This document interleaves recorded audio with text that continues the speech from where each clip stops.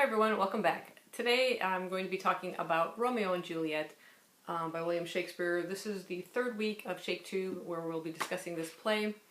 And I think most people kind of know the basic plot of Romeo and Juliet, but for those of you who don't, this play takes place in the city of Verona, and you have two families, the Montagues and the Capulets, who absolutely hate each other. At least 3 times now as the play opens up, we find out that the two families, or members of the family, or friends of the family, have sort of broken out in fights. People have died, but, been injured. The citizens of Verona are fed up, including the prince, who sort of runs things of political power there. And he threatens that they will pay with their lives if this happens again. He's fed up, no more fighting. So that kind of sets the scene of the two main groups within the play. Now, one of the Montagues is Romeo, young Romeo. He is pining over his love for Rosalind, a character we never actually see or hear from in the play. She has decided to lead a chaste life, so his love is unfulfilled. And then you have young Juliet, Capulet.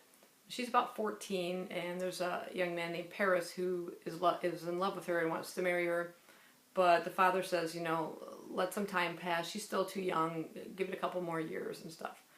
And then Romeo and Juliet happen to see each other, and it's sort of instant love. We find Romeo kind of questioning this person, asking one of his friends, "Is she a Capulet? Oh dear account, my life is my foe's debt," saying that his life is in the hands of his enemies. His love is for someone who his family hates. And Juliet, too, instantly falls in love with Romeo, and she's talking aside to one of her nurse, kind of like a caretaker, says, "His name is Romeo," the nurse says, "and a Montague, the only son of your great enemy." And she responds, "My only love sprung from my only hate, too early seen, unknown, and known too late. Prodigious birth of love it is to me, that I must love a loathed enemy." So yeah, unfortunately, the first people they fall in love with is, someone that their families hate and each other. Now, the thing what I found with this was, it was interesting. It goes a lot here and there, different passages where it really describes the fickleness of Romeo's love, that he could go from being so deeply in love with Rosalind to instantly in love with Juliet, and all thoughts of Rosalind are gone. And it's kind of mentioned quite a few times in here. In fact, even when Romeo's professing his love to Juliet, he says, "Lady, by yonder blessed moon I vow, that tips with silver all these fruit tree tops." And she just cuts him off and says, "Oh, swear not by the moon, the inconstant moon, that monthly changes in her circle orb, lest that thy love prove likewise variable." Well, his love has proved variable. It went from Rosalind to her.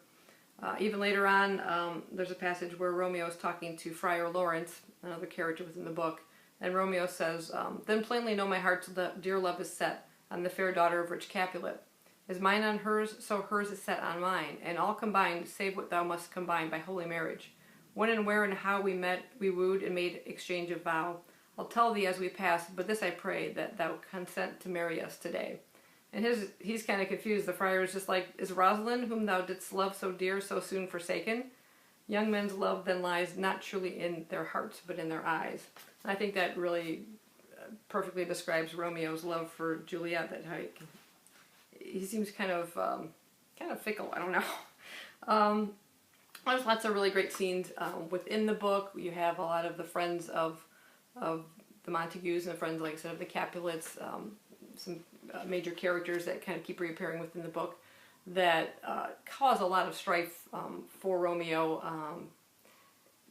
Breaking out in fights, even though now it's been forbidden, and the dangers of that, that they could pay for with their lives. It's kind of sad how between Romeo and Juliet with their marriage, which they marry in secret, that they had hoped their love would bring these their families together, but instead it turns out that it's their death that brings the families together. A bit of an irony there, but overall I enjoyed the play. Like I said, I was familiar with the story before, but I'd never read it before, and I did have a little trouble with some of the original text, the Shakespearean text, that I had to use the plain English translation on the other side. I really could not figure out what he was saying. I had a lot more trouble with that in this particular play than I did with, say, Richard III. That seemed much more easier just to follow along. But overall, I still really enjoyed it, and yeah. pretty good read. The next one up is going to be Julius Caesar, so I'm looking forward to that. I've never read that one. Just know the one famous line from Brutus, but yeah, I'll be curious to kind of find out more about this play. So looking forward to diving into that one next week. Thanks for watching. Bye-bye.